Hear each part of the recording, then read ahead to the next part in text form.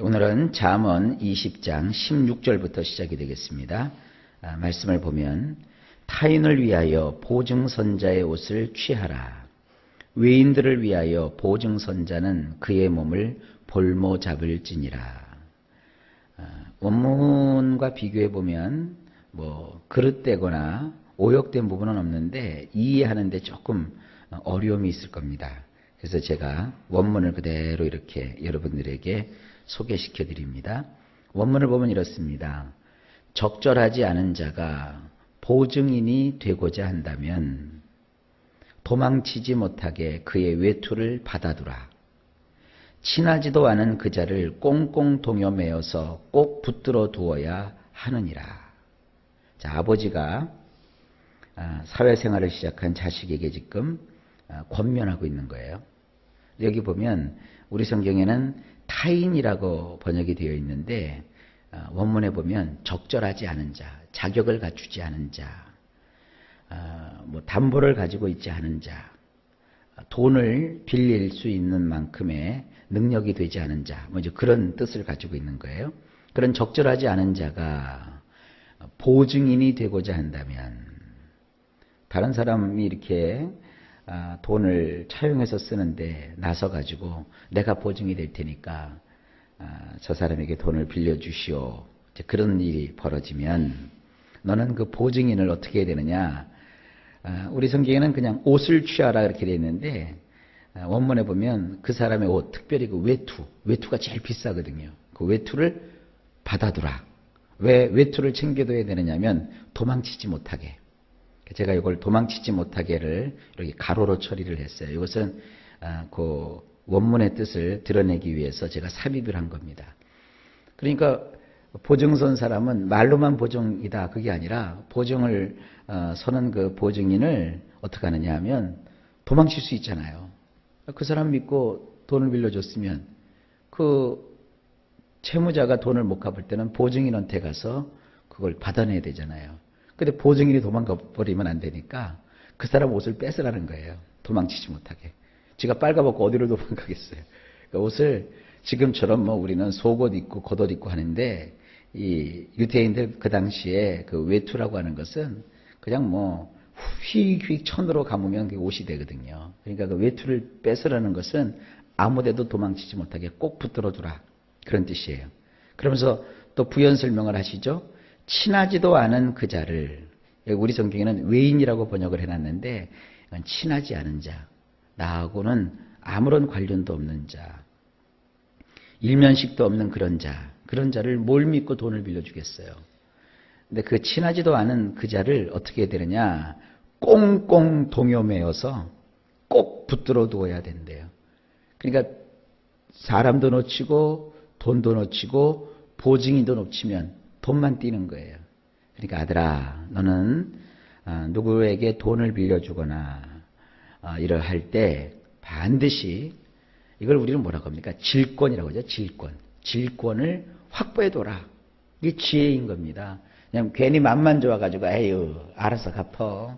형편껏 갚어. 그럼 뭐하러 꿔줘요? 그냥 줘버리지. 그러나 꿔줄 때는 어떻게 되느냐? 보증인을 확실히 세우고 그 보증인도 도망가지 못하도록 외투까지 받아놓고 그를 그냥 꽁꽁 묶어가지고 붙들어놔야 내가 돈을 받을 수 있다는 거예요. 그러니까 이걸 어떻게 우리가 삶 속에 적용해야 되는지는 여러분 각자가 알아서 잘 하시기를 바랍니다. 그저 신앙인이라고 마음만 좋아서 그러시면 안 되는 거예요. 자, 그 다음 구절 보실까요? 속이고 취한 음식물은 사람에게 맛이 좋은 듯하나 후에는 그의 입에 모래가 가득하게 되리라. 원문은 이렇습니다. 가짜 음식은 사람에게 달콤한 맛을 주지만 나중에는 그 입에 자갈이 가득하게 되느니라. 여기 이제 우리 성경에는 속이고 취한 음식 그렇게 되어 있는데 원문에 보면은 가짜 음식 혹은 거짓된 음식 이렇게 되어 있어요. 요즘 세상에 가짜 음식 많죠. 고기도 아닌데 고기라고 하고 말이죠.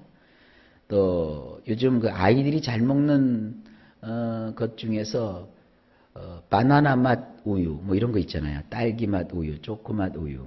그 바나나 맛 우유에는요 바나나가 안 들어있어요. 그 합성 착향료라는 걸 집어넣어 가지고 바나나 맛만 내게 하는 거예요. 그 일본 사람이 발명한 것인데, 발견한 것인데, 이 합성 착향료라고 하는 것은요, 그 맛만 비슷하게 내는 거예요. 근데 그걸 많이 먹으면 사람이 큰일 나요. 가짜 음식이 바로 그런 것을 생각해 보면 됩니다. 바나나도 아닌데 바나나인 것처럼, 바나나보다는 그게 더 맛있대요. 합성 착향료가. 진짜보다도 더 진짜 같은 그런 맛. 이런 것이 가짜라는 뜻입니다. 이런 음식은 사람에게는 달콤한 맛을 주지만 나중에는 그 입에, 우리 성경에는 모래라고 되어 있는데 원래 원문에 보면 자갈이에요. 자갈. 자갈하고 모래하고는 크기가 다르죠. 이 자갈이 가득하게 된대요. 자, 이것이 도대체 어떤 뜻일까요? 액면 그대로 그 가짜 음식, 중국산 음식 같은 거, 값싸서 구하기 쉬워서 먹지만 나중에 그것은 입에다가 자갈이 가득하면 그 얼마나 우리 몸이 괴롭습니까? 건강 다 해치는 거니까 음식물도 잘 이렇게 여러분들이 제대로 된 거 드셔야 되고요. 이것이 비단 음식물뿐이 아닙니다. 인생을 사는데도 마찬가지예요. 이렇게 사람이 진실하게, 성실하게 해서 뭔가 얻어서 살아야지, 그저 그냥 순간적으로 다른 사람과의 관계에서 눈 가리고 아웅하듯이 그냥 대충 거짓으로 또 비슷하게 해서 뭘 이렇게 얻게 되면 그것을 내가 가졌다고 해서 내 것이 아닙니다. 그저 쉽게 가졌으니까 내 것 같고 금방 그냥 꽁돈 생긴 것 같지만 나중에 지나면 그것이 입속에 마치 자갈을 문 것 같은 그러한 나쁜 일이 벌어지게 되는 거예요. 그래서 조금 어렵고 힘들고 좀 더딘다 할지라도 우리는 진실되게, 정직하게, 솔직하게 세상을 살아가야 된다. 이런 교훈입니다. 자, 그 다음 18절 보실까요? 경영은 의논함으로 성취하나니 지략을 베풀고 전쟁할지니라. 굉장히 어려운 단어죠. 어떻게 이걸 해석을 할 수 있겠는가 하고 우리 성경을 보면 고민이 생겨요. 그러나 원문을 보면 이렇습니다. 논의하여 나온 생각들만 너는 확고히 세울지니 현명한 묘책을 가지고 전쟁을 수행해야 하느니라. 지금이야 뭐 전쟁 그러면 총칼 들고 하는 전쟁보다도 경제 전쟁이죠. 서로 이 사람들끼리 뭐라고 할까요? 경쟁하고 또 사람들끼리 서로가 우열을 가리고 뭐 이런 것이 전쟁입니다. 근데 이것은 어떻게 치루어야 되느냐? 중요한 단어가 나옵니다. 논의하여 나온 생각들. 이 논이라고 하는 건 뭡니까? 자기 혼자 생각하는 게 아닙니다. 반드시 그것과 관련된 어떤 그 전문적인 사람이라든지 경험 많은 사람과 논의하래요. 의논해서, 의논하는 과정에서 어떤 그 좋은 생각들이 나올 거 아닙니까? 그런 논의해서 여러 가지를 고려해보고 난 다음에 그렇게 검증된 그 생각들을 가지고 너는 확고히 그것들을 세워라 이거예요. 그죠? 이거 하면 잘 될 것 같은데 그냥 이거 한번 해볼까? 저거 하면 잘 될 것 같은데 이거 한번 해볼까? 아유, 누가 이거 했더니 잘 되는 거라고 했던데 나도 한번 해보면 어떨까? 이렇게 그냥 엄벙덤벙 하다 보면 안 되는 거예요. 이 경쟁사회에서는 치밀하게 논의하여 나온 생각들, 그러니까 공부를 해야 되는 거예요. 공부는 뭡니까? 그 일에 전문적인 연구를 하고 있는 선생님이나 교수님한테 배우는 거 아닙니까? 그리고 또 그와 같은 일을 하는 사람들끼리 서로 자기들의 의견을 이야기하면서 더 많은 것들을 생각하게 되고 배우는 거예요. 그러니까 안목이 넓어지고 또 생각이 깊어지면 거기에서 분명한 계획들이 세워진다고요. 그런 계획들을 가지고 세워야 되는 거예요. 어떤 사람이 경매를 하면 돈을 쉽게 번다 그래갖고 경매를 하겠대요. 그래서 저한테 문의를 해왔어요. 제가 그분한테 그렇게 얘기를 해주었어요. 경매 잘하면 돈을 벌긴 합니다. 그러나 모르면 있는 돈도 다 까먹습니다. 그러니까 먼저 경매를 시작하기 전에 경매에 대해서 가르치는 학원이나 학교가 있습니다. 거기에 돈을 내고 가서 3개월이면 3개월, 6개월이면 6개월 배우십시오.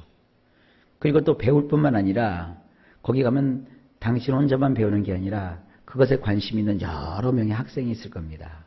그런 사람과도 사귀십시오. 몰라요. 그 사람이 그 경매학교에 가서 그걸 배워갖고 지금 경매를 하는지 안 하는지 모르겠는데 사람들이 너무 급해가지고 배울 생각은 안 하고 하면서 배운대요. 그러면 거기서 밑가고 거기서 망하는 거예요. 잘 배워야죠. 그 학교에 가서 배우고 교수님들한테 배우고 또 학생들과 사이에서 배우면 거기에서 자기가 어떻게 행해야 될지를 알게 되는 거예요. 항상 우리 인생은 배우면서 신중해야 돼요. 신앙도 마찬가지입니다. 그냥 대충 믿으시면 안 돼요. 뭐 남들 다 그렇게 교회 다니는데 나도 성경 제끼고 교회 왔다 갔다 하고 뭐 그러다 보면 되겠지. 아니에요. 우리 신앙도 잘 배우셔야 돼요. 교회 나와서 목사님 말씀을 이렇게 들으면서 좀 딱딱하고 어렵더라도 자꾸 배우려는 자세로 말씀의 이치를 깨닫다 보면 듣기도 하고 생각도 하면 이것이 참 진리인 것을 알게 되는 거예요. 그러니까 뭐든지 이렇게 배우려는 자세를 가지고 또 서로가 다른 사람의 의견을 들어주면서 떠오르는 그와 같은 생각들을 확고하게 세워야 된다. 그래서 현명한 묘책을 가지고 전쟁을 수행해야 되는 겁니다. 마구잡이로 전쟁을 했다고 해서 이기는 게 아닙니다. 힘이 있다고 전쟁에서 이기는 거 아닙니다. 무기가 좋다고 전쟁에서 이기는 게 아닙니다. 기략이 있어야 돼요. 뛰어내야 돼요. 그래야 전쟁에서 이기게 되는 겁니다. 이게 인생을 살아가는 지혜이기도 합니다. 오늘도 기도하면서 현명한 묘책을 하나님께 구하시기 바랍니다. 자, 그 다음에 19절입니다. 두루 다니며 한담하는 자는 남의 비밀을 누설하나니 입술을 벌린 자를 사귀지 말지니라. 이것도 원문으로 보면 이렇습니다.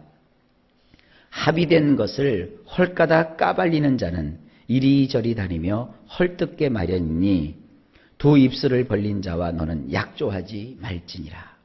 이제 어떤 뜻이냐면 서로가 쌍방간에 이야기를 한 거예요. 자, 우리 서로 약조합시다. 우리가 서로 이렇게 계약을 해서 이건 당신하고 나만 합시다. 우리끼리만 합시다. 이 서로 비밀로 합시다. 이제 서로 이렇게 합의를 했어요. 그런데 상대방이 그걸 가가지고 홀가닥 까발리고 막 다니는 거예요. 옛날 저 사람하고 약조를 맺었는데 이거 이런 거라고 하면서 다 비밀을 다 까발리고 막 돌아다녀요. 돌아다니면서 이 사람은 뭐를 하느냐면 그러면서 상대방을 막 헐뜯어요.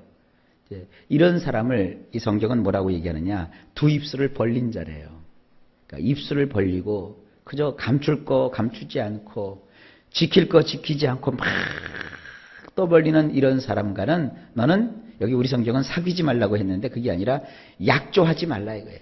무슨 약속도 하지 말라 이거예요. 그러니까 인생을 살면서 정말 우리가 가까이 해야 될 사람들은 뭐냐? 입이 무거운 사람들. 그리고 한 말을 정말 지키려고 노력하는 사람들. 특히 이 교회에서 제가 목회하다 보면 참 사람이 아쉬울 때가 많아요. 사람들이요, 교회는 말이 참 무성하잖아요. 사실 이 설교를 저도 오래 하는 편인데 하나님 말씀을 전하는 거니까 그걸 설명하다 보니까 시간이 길어지는 것이겠죠. 그런데 이제 하도 말을 많이 듣고 말을 하다 보니까 너무 값어치 없는 말들을 많이 해요.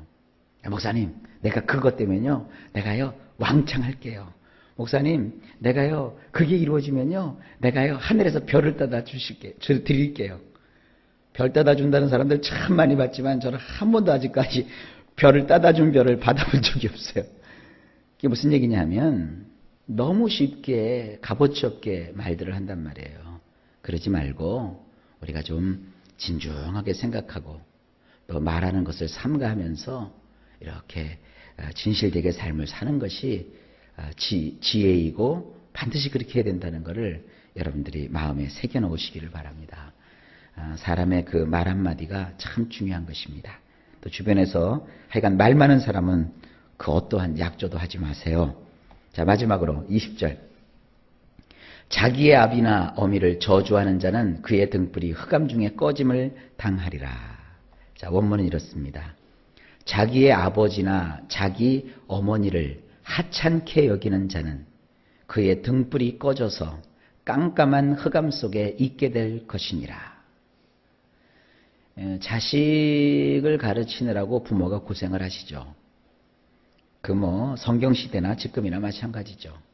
그러면 사실 지식에 있어서는 자식이 부모보다 더 많이 알아요.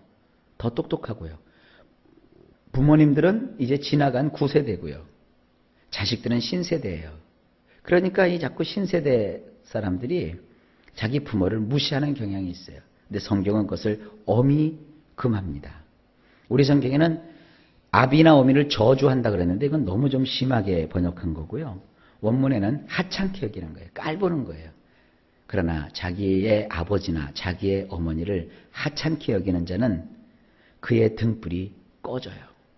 인생에 그 환하게 비춰줄 등불이 꺼져서 어떻게 되느냐? 깜깜한 흑암. 그냥 흑암이 아닙니다. 깜깜한 흑암. 이 원문에 보면 이 깜깜하다는 말과 흑암이라는 말이 이렇게 나와요. 아주 캄캄한 흑암 속에 있게 될 것이래요. 그러니까 이 자녀된 자로서 또 후배된 자로서 인생의 어린 사람들은 윗사람들을 우리가 하찮게 여겨서는 안 됩니다.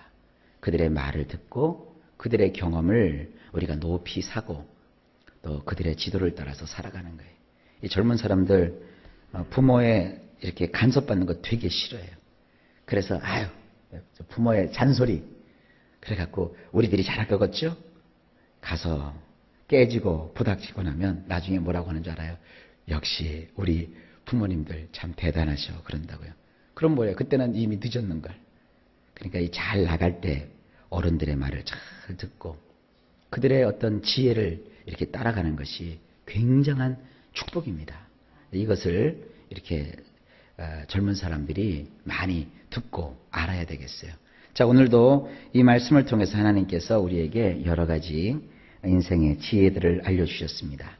예수님을 믿는 우리들도 이런 지혜의 말씀을 듣고 우리 인생을 어떻게 살아가야 되는지 잘 생각해 봐야 합니다.